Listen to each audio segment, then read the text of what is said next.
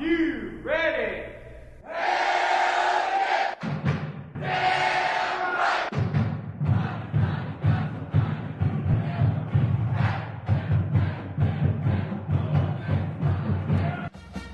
Hello and welcome to this week's Hotty Toddy Hotline.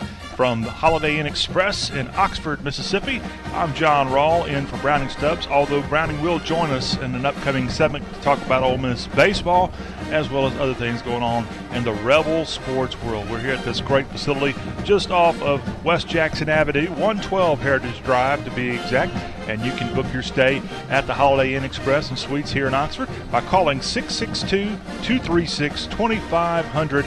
We've got graduation coming up this weekend. Going to be a little bit tough to get a hotel room maybe this particular weekend, but throughout the summer, please keep this property as well as all the other Charter Road hospitality options available for you if you want to sneak up to Oxford or down to Oxford, wherever you may live. On this week's show, we'll talk about Ole Miss baseball's tough weekend in Mizzou as they lost the series to the Tigers. The Tigers, a much improved college baseball team this year. We'll talk about that and the future of Mike Bianco's team. Do they have an NCAA berth in them? We'll talk about that with Browning Stubbs. Also this week, we'll have Chad LaBorde of CRM Sports come on with us and discuss the recent NFL draft, where at least one Rebel got drafted by an NFL team and several others are going to get their chance to play and make a little money in the NFL. And we'll talk about all that. Plus, we'll answer your questions via Twitter and just talk about all things Ole Miss right here on Hotty Toddy Hotline from the Holiday Inn Express and Suites in Oxford. Stay with us.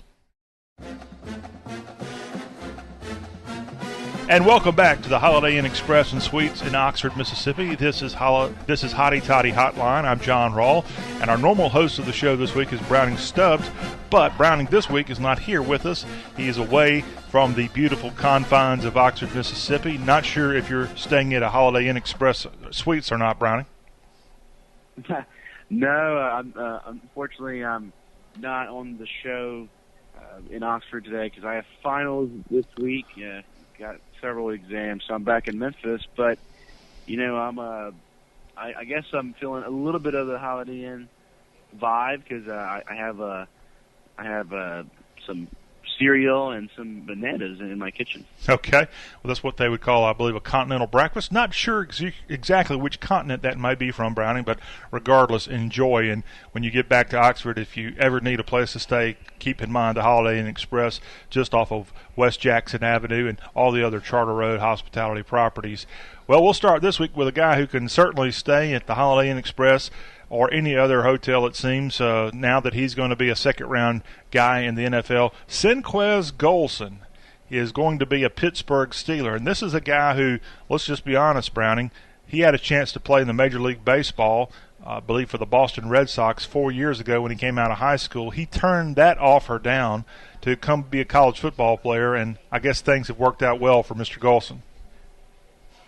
They did. I mean, we're talking about a guy who really came out of nowhere this past season, John. I mean, he got drafted, out of high school to play for the Boston Red Sox, an incredible baseball player back in Pascagoula, Mississippi, which is over by the coast, I believe. But I mean, he's a humble young man, and I believe part of the reason why he was drafted, a little bit early, 56 overall in the second round, was because he has such a high character, and I guess he learned all of that from Hugh Freeze, and really Senquez. His first couple of years had some academic troubles at Ole Miss. He wasn't sure if he was going to be able to stick with the football program, and then of course a lot of people, when you type in Senquez Golson on the internet, John, 2 years ago, you would have found the guy who got juked out by Trent Richardson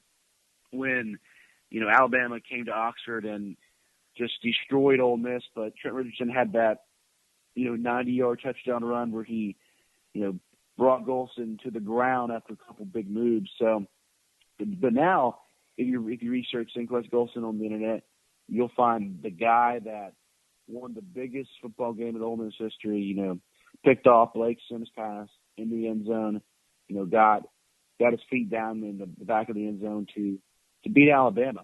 And I mean, it's a guy who, had 10 interceptions last season, which was the most that an Ole Miss player ever had in a single season, and it was the most for a Division I cornerback, and he was second in all of the NCAA last year. But I mean, it's a guy that I think, and honestly, probably was drafted a little bit earlier than I had him. I mean, he's only 5'9" and weighs 176, and he was the smallest defensive back that was invited to the NFL Combine.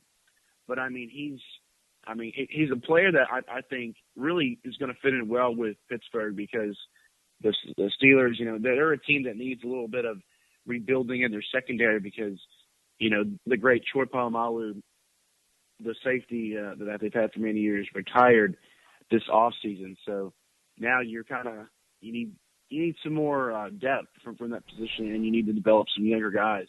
And Senquez, I mean, he's a guy that has been projected that he's going to be guarding a lot of slot receivers, which John has been one of the most developing positions in the NFL, because I guess one of the first main guys, you say Wes Welker, had all this success with the Patriots, and he was really one of the pioneers of that slot position. And ever since Welker, there's been many other slot guys, and it's really been one of the sneakier positions. So Senquez, I mean, he's going to have a tough challenge because of how small he is, but I mean, nonetheless, I mean, I think it's going to be a great fit in Pittsburgh for him. I mean, he goes to a team that has a rich tradition of, playing hard-nosed football, hitting hard, and, that always has, some pretty physical players. And Senquez, I mean, despite his size, I think he's a very physical football player. So, I mean, overall, this was just a dream come true for him to land in the second round, where, he will have a guaranteed contract. So that this is pretty awesome for Senquez, and I'm happy for him. Yeah, and of course the Steelers, as you mentioned, losing that Polamalu, who was such a great player for them for many years. They've also, coming into 2015, had a change in their defensive coordinator. As longtime NFL Hall of Fame defensive guy Dick LeBeau is now with the Tennessee Titans, and they brought in Keith Butler as their defensive coordinator. So the opportunity for Golson in Pittsburgh is going to kind of be a new start for everybody up there, and such a legendary NFL franchise to get to play for. You're automatically kind of in a fan club of unlike no other when you're a member of the Steel Nation. So congratulations to him. But Browning, he was not the only Rebel that's going to get a chance to maybe make a little money in the NFL. Talk about some of the other guys like Bo Wallace, who got picked or an opportunity to do the free agent route.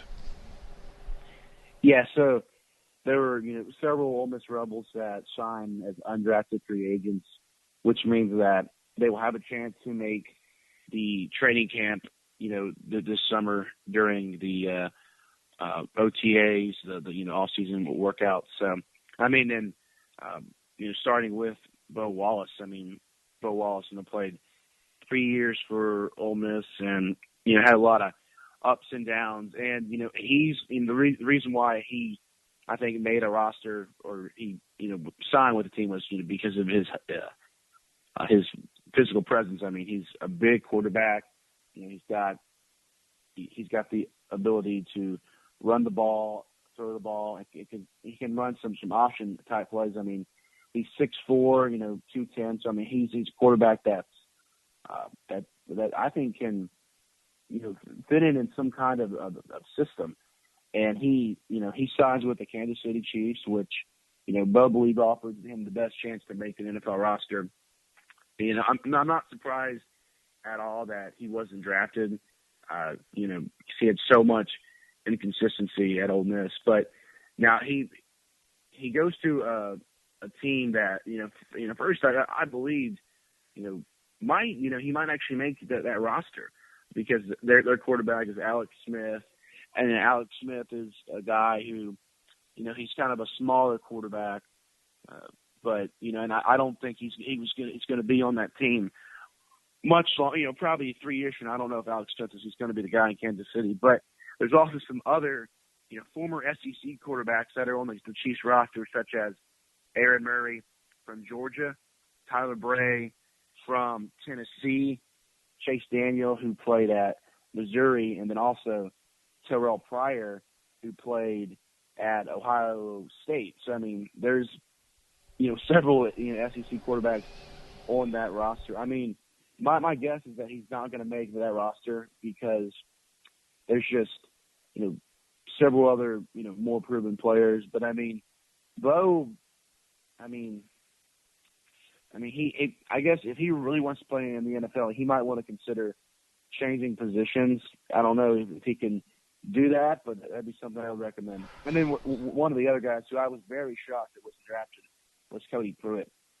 Cody Pruitt, of course, was the free safety for Ole Miss, and he was projected to be a third or fourth round pick the entire season.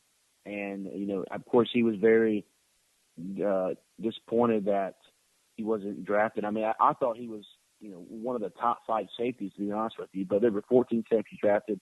He wasn't, one of those 14. I mean, he had a really good season and had 64 tackles, and it was crazy that he was drafted. I mean, I would have drafted Pruitt ahead of Senquez if I was an NFL team.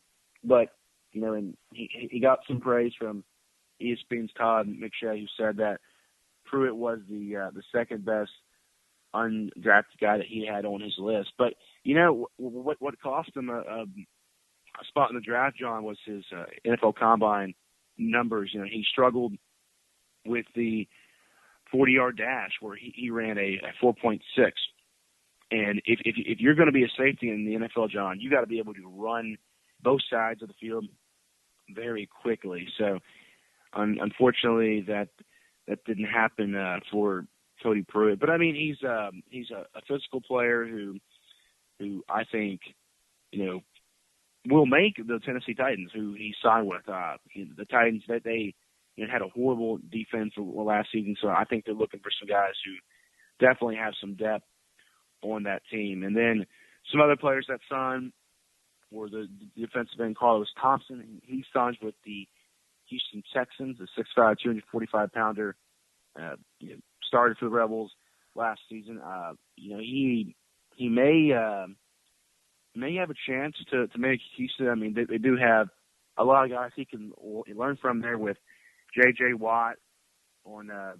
They got Watt and Jadeveon Clowney, and they also signed Vince Wilfork from the Patriots. So there's definitely a lot of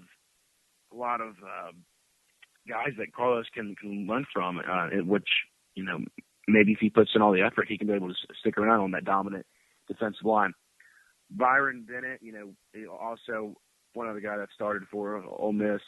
And he's a guy that can, really play any position on the D line. And he got a camp tryout for the Cowboys. And typically it's hard to make a team when you only get a camp tryout. So I mean, I don't know if he's going to make the NFL, but you really never know. And then the last guy was Levon Hooks, who was a defensive tackle. He really didn't play much at Ole Miss, but he got a offer from the Green Bay Packers. So want to wish all of these guys luck, but I mean I think the only two that will make an impact in the NFL will be Golson and Cody Pruitt, if I had to guess. Okay.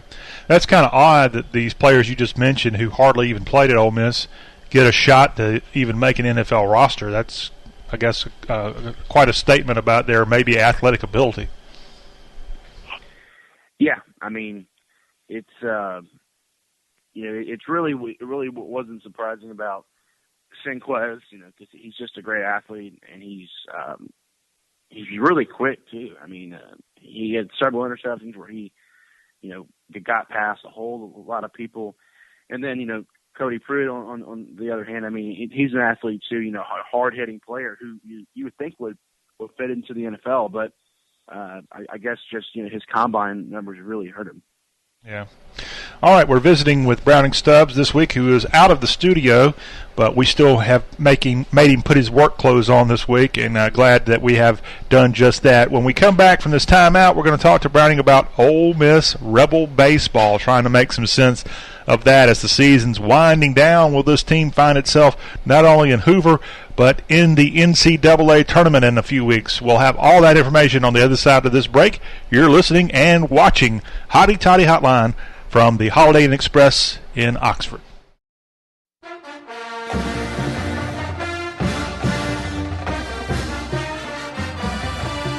And we're back here on Hotty Toddy Hotline from the Charter Road Hospitality Studios as we cover the various properties that Charter Road Hospitality has. And today we're at the Holiday Inn Express, and it's just off of West Jackson Avenue. It's been here a long time, a wonderful property.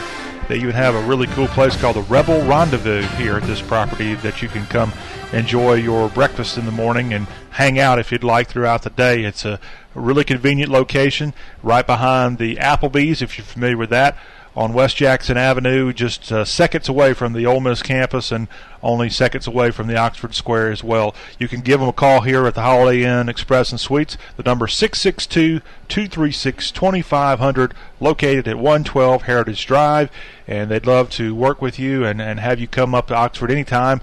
During the summer, it's a great time to come check out all that is Lafayette County. And if you want to go ahead and book your game stays for the fall, then give them a call and see if they have availability. And if they don't have it here, there's a good chance that any of the other sister properties of Charter Road Hospitality might be able to help you with your needs come fall. But again, come to Oxford during the summer. It's going to be a little hot, but it's going to be hot everywhere in Mississippi and throughout the South. So you might as well come cool off in a cool place. Browning, have you got your football accommodations squared away? I do. I do. I'll be set for the fall, as I will be staying in an apartment that was in Oxford. But I do help out. I do help out my parents at Charter Road Hospitality. Okay. I always make sure my parents get their hotels booked in the summer, because come August, you will have no luck. That's right. And speaking of parents, Browning, you do know what the national holiday is this Sunday, don't you? Yes, it's Mother's Day, and that's a very important day. I mean, I always show your mom some love and really just thank her for everything that she does for you. I'm a very big fan of Mother's Day. Yeah, don't forget your moms, folks. In fact, great Mother's Day present, and if you're looking for a stocking stuffer, would be a stay at any of the Charter Road Hospitality Studios properties here in Oxford, Mississippi. Mom would really be very thankful if you did that, if you're out there listening. We're talking with Browning Stubbs, the normal host who sits in this chair normally, but this week he's away, and I'm stepping in. I'm Jon Rawl, executive producer of Hotty Toddy Hotline. And we're talking about Ole Miss sports. Hey, I know we talked mostly about football in the previous segment with Browning, and we're going to talk about football again with Chad LaBorde of CRM Sports, who's going to come on in the next segment and talk even more about the NFL-bound Rebels. But how about the job that Bo Wallace did off the field, as he recently surprised a Batson Children's Hospital patient, Jacob Partlow, got to meet Bo Wallace. Bo came down from his hometown in Pulaski, Tennessee, to give this young man a signed football, and just a really good feel-good story for this 14-year-old who is a big fan of Wallace, and he's got some issues going on with acute lymphoblastic leukemia, and it's going to be a tough road ahead for this youngster, but it was great for Bo Wallace to take time out just before the NFL stuff happened last week and go see this young man down in the Jackson area. So a good story coming out of the Ole Miss Athletics Department. A story that is still to be written, Browning, is what's going to happen with this Ole Miss baseball team. Recently they went up to Missouri. They lost the series there. They actually lost a game 18-1. Browning, I don't know if they need to kind of create a run rule like they have in softball for college baseball, but that was just downright embarrassing.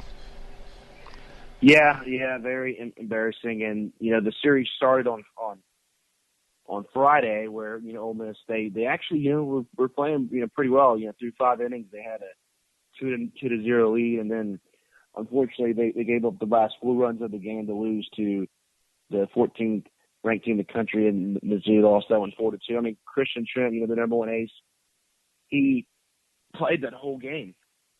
So he pitched a complete game, and really, I mean, you can't really be upset with that when your top ace, the guy that gives you the best chance to win, when he pitches the whole game, 80% of the time you're going to win. But unfortunately, he didn't get the run support in the final 4 innings of the game. Colby Bortles, had 2 hits in the game, but really outside of Colby, not a lot of other support, as Ole Miss only had 7 hits in the baseball game. Then Saturday's game, you mentioned that Ole Miss should have been screaming for mercy by the 4th inning. I mean, when Mizzou really put their foot on the gas pedal. I mean, it was not a pretty game at all. Where Ole Miss got just dominated, and there were actually 8 runs scored in the 6th inning. 5 in the 5th. I mean, that's like 13 runs in 2 innings. I mean, that's unbelievable. And they actually, Missouri had 16 hits, on 18 runs. So I mean, really, that wasn't a pretty game at all. And it was really a shame that Brady Bramlett, probably the most consistent pitcher this whole year, and he was coming off his best game of the year against Alabama. Only, and then he gives them 8 hits on 9 runs. So it wasn't a pretty outing in the second game, and that's not the first time that Ole Miss they've lost a game of that magnitude. Like there was a game in LSU that they lost 18-6. So this is and then they lost a game in Auburn 14-0. So this isn't the first time where they've just been smacked. But the third game was a very encouraging sign because Sykes Orbis, a guy who's had an up and down season, but Sykes had 2 home runs. That was his second game of the season where he had of his career, where he had a multi-home run game. And Ole Miss, they really, 10 hits in the game, played extremely well. And a guy who I talked about on the show last week with Jeff Robertson was Scott Weathersby. And I don't know if you remember, John, but I asked Scott, I asked Jeff if he thinks that starting Scott Weathersby would end up, happening. And Jeff really didn't see it. He kind of thought that it would kind of mess up the rotation, but guess what? It happened. And Ole Miss got a big midweek victory over Mississippi State in the Governor's Cup in Petal, Mississippi. And then they started Scott Weathersby again on, probably, 4 days rest. And then on Sunday, as Ole Miss got the win over Mizzou, starting Scott Weathersby. So I think it's safe to say that Ole Miss has found their number 3 starter for the rest of the season. And, when you're in desperation, you got to count on your seniors like Scott Weathersby. He was the middle reliever, so it was big that he's been able to step into the starting role and pitch very well. He's 2-0 on the season, so that's very good for Ole Miss. But, looking ahead for the team now, they're 25-24, which is good because that means that, in order to make the NCAA tournament, you have to have a winning record. So that's something that Ole Miss needs to look at down the stretch of the season. And the last time I was looking at the baseball bracketology on collegesportsanalysis.com, they have Ole Miss as one of the last 8 teams in the NCAA tournament. So that's really good. Ole Miss 25-24, and they're under 500 right now in the SEC play, but a big 3-game series against Mississippi State coming up this weekend in Oxford, and hopefully Ole Miss will be able to win that series and actually try to go for their first sweep of the season, which they have yet to do that, sweep in the SEC series. Yeah, and again with Mississippi State coming in, and then the final home series of the year, final conference series is against Texas A&M the 14th through the 16th, and then it's off to Hoover, assuming they do make it down to Hoover for the SEC baseball tournament. But it's just I don't know if this team is really that much off this year compared to 2014. But Browning, this is a team that essentially finished third in the country last year and was a heartbeat away from playing for a national championship out in Omaha. And for them to be teeter-tottering around the 500 level is just somewhat disturbing, I guess you could say. Yeah, I mean, you lost some pieces from last year's team, like Will Allen and Austin Anderson. But I mean, I feel like there was still a lot of talent left on this team and a lot of young talent to be able to, be better than what they are.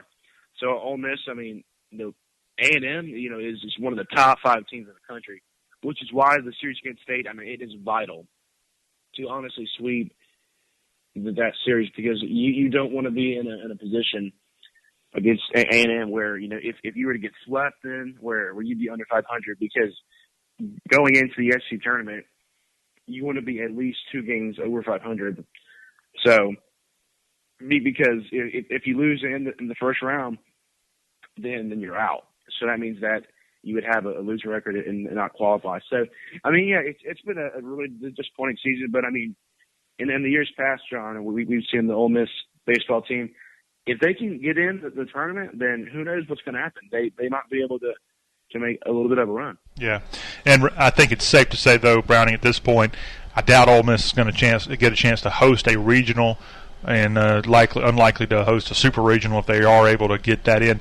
But last year, as we remember, they were able to host that regional, but they had to go on the road to Lafayette to play Louisiana Lafayette in the super regional. That worked out pretty well, even though they had to be on the road playing against the Raging Cajuns, who are, if you'll remember, I think they had the best record in college baseball when Ole Miss went out there and took that. So not necessarily the end of the world if you have to pack your bags. But I know for folks like here at Holiday Inn Express and the other Charter Road Hospitality, they would love to have Ole Miss play at home in June for these regionals. But sometimes your play on the field dictates whether you get to stay at home or not.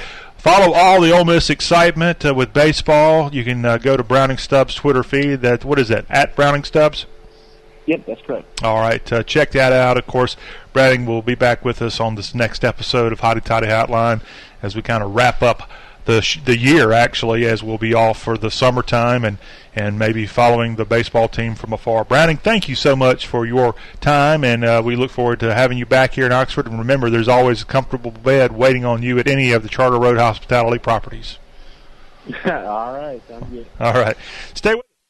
Stay with us. When we come back on the show, we're going to welcome in Chad LaBorde of CRM Sports, and Chad will kind of talk a little bit more about the NFL draft as well as anything he may have to say about college baseball. Stick with us. Chad's coming up next.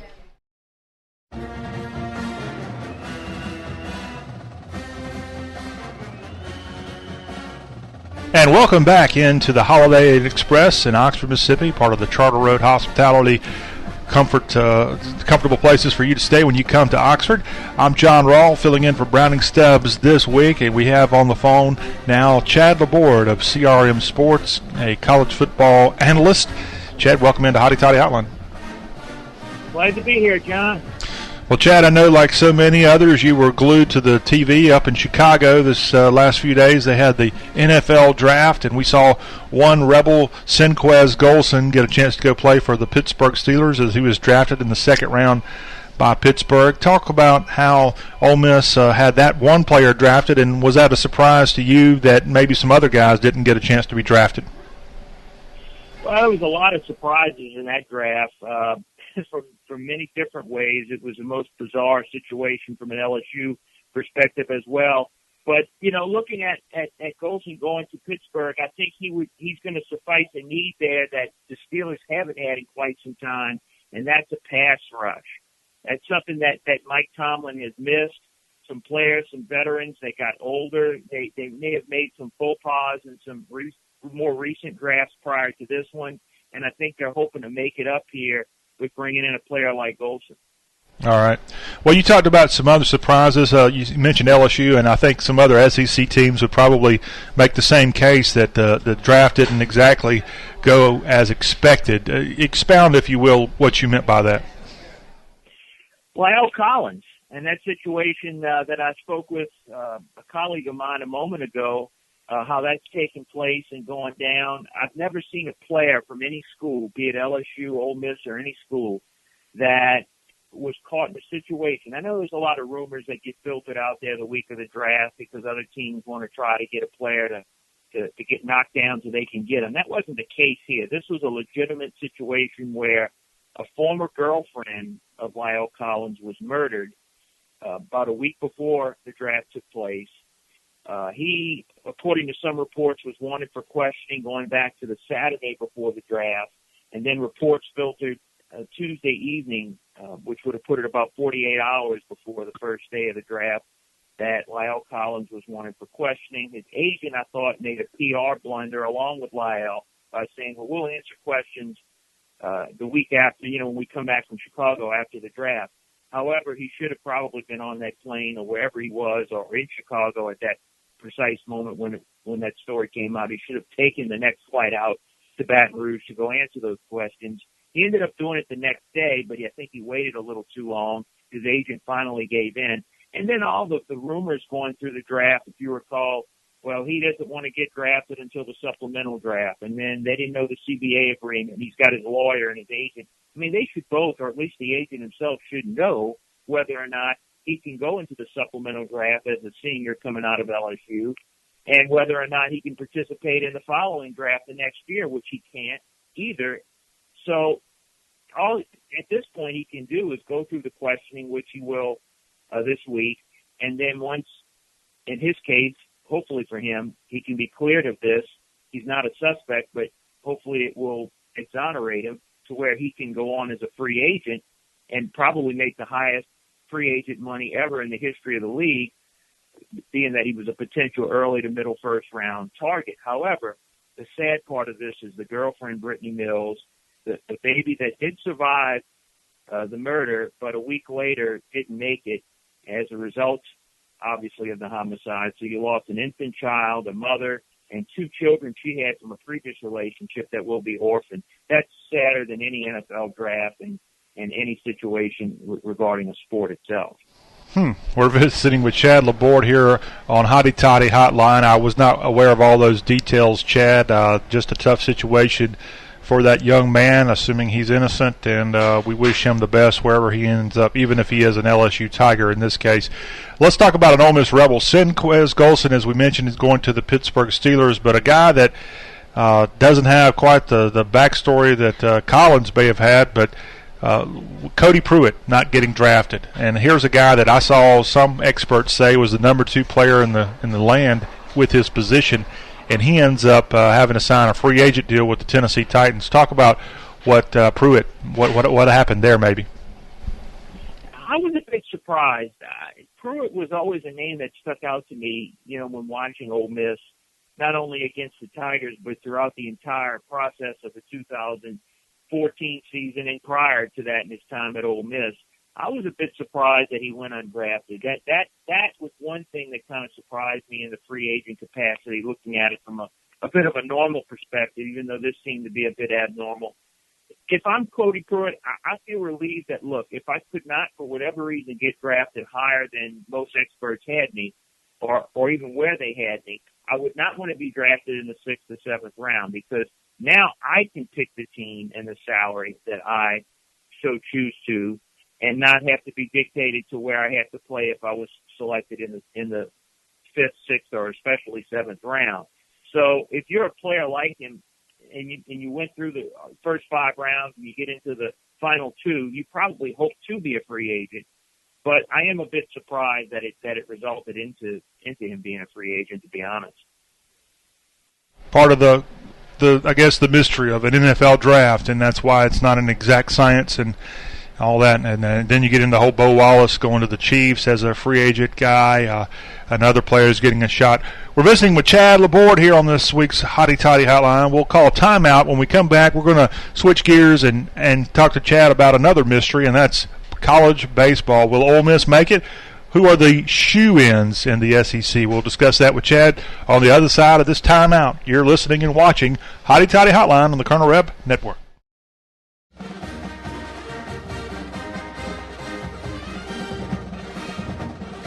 And welcome back into the Holiday Inn Express in Oxford. This is Hotty Toddy Hotline from the Charter Road Hospitality Studios, and we're on the line with Chad LaBorde of CRM Sports. You can hear him host the all-LSU show, Louisiana State Roar, but Chad is a man of many talents, including being an insider on all things college football and college sports. And Chad, I know down at LSU they have a long history of being a college baseball powerhouse, and looks like LSU is going to be back into the thick of things maybe in the postseason this year.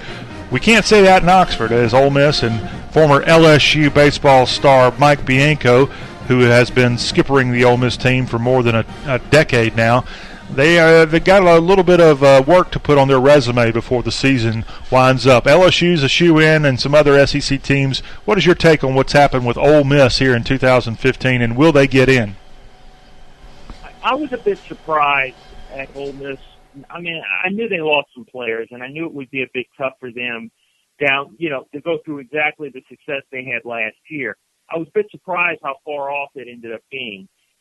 Mississippi State, obviously, just down the road, having a really tough season, and Ole Miss slightly better, but not a lot better than Ole Miss right now. I think they're sitting in a position where they certainly have an excellent shot. They're talking about, with Mississippi State winning one of 3 games over LSU this past weekend, that may have helped their chances getting to Hoover. So if we're talking about that for State, Ole Miss has to be sitting a little bit better, I think, in my opinion, as far as getting down there. They just lost a lot of players from last year's team. And I was just a little surprised because Bianco, I think, is a great coach and has done a tremendous job in consistency at Ole Miss and keeping them, in the hunt and getting, to Omaha and so forth. But I just think that if I'm Ole Miss right now, I guess I'm a little bit surprised, but there's so much attrition that takes place. It just affected Ole Miss going into this year, more so than I would have thought, and I'm sure you would have imagined. Yeah. Paul Maneri, his team looks to be certainly in good shape to host a regional and a super regional if they can make their way. Texas A&M, who's coming up on the schedule very soon for Ole Miss, they've been one of the better teams in college baseball. Who else would you say from the SEC is a shining star here in 2015? Well, I mean, besides LSU right now and Texas A&M in the West, I mean, you got to tip your hat to Vanderbilt. I know they've had their ups and downs, but Missouri, even more so. We didn't expect Missouri. I'm just surprised about Missouri overall playing well this year as opposed to Ole Miss not playing well on the opposite end. Those two probably surprised me from different perspectives. Missouri in the East is certainly a team that LSU will have to face this weekend. It'll be a great challenge, I think, even though they get them at home. But you also have to be surprised, and obviously the Florida Gators, as far as having some success, although they've been known to have pretty good college baseball teams. Maybe South Carolina, not quite where they're accustomed to, but certainly a team that could maybe sneak around the chicken coop in Hoover and maybe cause some havoc on some teams. But I think right now in the East, keep an eye on Missouri, Florida, Vanderbilt. Those are the 3 obvious teams there. In the West, LSU, A&M. Be interesting to see with an experienced veteran coach like Mike Bianco what he could come up with his Ole Miss Rebels in Hoover. But Arkansas as well is a team I think that could surprise some people maybe. I think those are the teams to keep an eye on in the postseason in the SEC tournament. And fans need to be reminded that as good as we like to brag about how wonderful the SEC is, and it is a good conference, there are a lot of really good college baseball conferences now. Some you may never hear that much about here in the South, but out west, I think Big West is a conference or something like that. They're good, and we've seen teams do quite well. So just because you're the mighty SEC is no guarantee that you're going to have a long postseason or even make it to the postseason, as Ole Miss should know that quite well, as they're right on that 500 mark now and need to be above that if they want to play a little postseason baseball. Chad, I know we have a lot of listeners throughout Mississippi that have an interest in that NFL team in New Orleans, and since we did have the draft the other day, I just wanted to get your take on, for their behalf, of how the Saints did with the draft, and are they going to be a much better team in 2015? You would like to think so. Offensively, they seem to be happy with what they have. I know they drafted the Colorado State quarterback, Garrett Grayson, who played under a former or current now SEC head coach, former offensive coordinator at Alabama, Jim McElwain. I think that was more or less a statement in terms of the future, not necessarily that he could come in and challenge Drew Brees, although I was a little surprised maybe they went with a pick like that in this particular draft. But in any event, if you look at all the picks they had, I think it was, I would say a B-, B draft. It's hard for me to give it an A because, and it could end up being that way, but the players that they got, a middle linebacker in the first round, which is a bit odd, I think, but unless he's an exceptional player, and they feel that way about Stephon Anthony out of Clemson, and then, of course, the Stanford offensive lineman, Andres Pete, they took from David Shaw up in Palo Alto. We knew they needed somebody to protect Drew Brees. The players they had there in Jari Evans and Dane Grubbs were getting, Jari Evans particularly, a little long in the tooth. Dane Grubbs not living up to any kind of high expectations. That's why they traded him away. And they cut bait with him. So I think when you look at the players they got, they certainly have promise with them.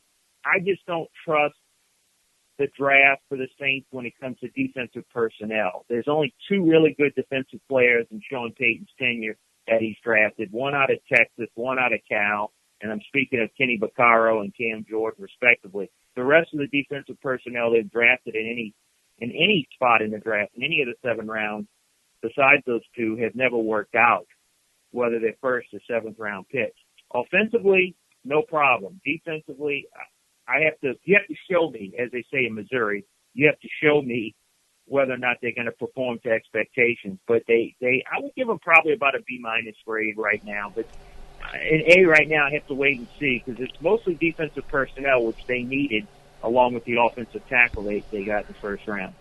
All right, Chad LaBorde from the banks of the mighty Mississippi, just outside of New Orleans, CRM Sports insider, host of Louisiana State Roar on the CRM Sports Network. Thank you for your time and great knowledge, and we look forward to catching up with you again down the red and blue road. Thank you, John. Always a pleasure. All right. Stay with us. We'll wrap this week's Hotty Toddy Hotline up right after the commercial break. We'll be right back.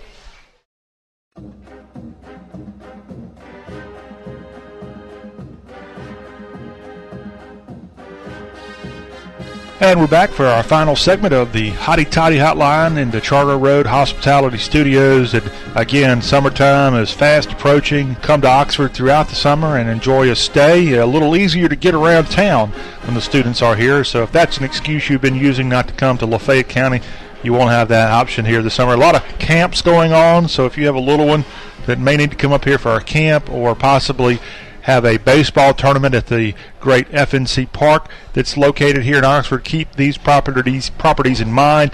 You've got the Hampton Inn at the Conference Center. Their phone number is 234-5565. The Hampton Inn on the west side of town, just down the hill from where we are today at the Holiday Inn Express. It's at 110 Heritage Drive. Their number is 232-2442. You also have the great property, the Town Place Suites by Marriott, also out by the Conference Center. And then you have where we are, the Holiday Inn Express at 112 Heritage Drive, 236-2500. Please make your stay here at any of these properties and enjoy your time in Oxford, because you won't have to worry about your accommodations when you stay at a Charter Road Hospitality property. Again, we've got some college baseball left to be played in this town before the academic and athletic year winds down completely. Mississippi State coming in for the May 7th through 9 series, and then Texas A&M wraps up the season for Ole Miss as far as the regular season goes with a May 14th through 16th series. And again, that series is going to be a Thursday, Friday, Saturday series, just as the series between Mississippi State will be a Thursday, Friday, Saturday series. So assuming weather won't be a problem, there will be no Sunday baseball for Ole Miss for the rest of the way. And weather can sure play some tricks this time of year. And so we've seen some real changes in the schedule. Luckily, I don't think any games have been rained out for Ole Miss here in 2015, and that's always a good thing. But they do need every game they can possibly play, because they're right on the borderline, as we've said, repeatedly on this week's show. So the Aggies come in to close out the regular season, and they've had a great year thus far out at Bluebell Park at College Station. One of the best teams in college baseball, Texas A&M. So we'll wish Ole Miss the best and hope they can get above that mark and punch their ticket to Hoover and subsequently to the NCAA College Baseball Tournament. For Browning Stubbs, who was not with us today in the flesh but was on the phone with us, thank you very much, sir. To Chad LaBorde of CRM Sports, to the great folks here at the Holiday Inn Express in Oxford for being such gracious hosts to us. I'm Jon Rawl, your executive producer, thanking you again for listening and watching us on all of our TV outlets and on our radio stations across the state, including our flagship station, which does a fantastic job each and every week, Bullseye 95.5 in Oxford, Lafayette County. We'll see you back here for our next show. Thanks for listening and watching the Hotty Toddy Hotline, a production of CRM Sports on the Colonel Reb Network. Hotty Toddy.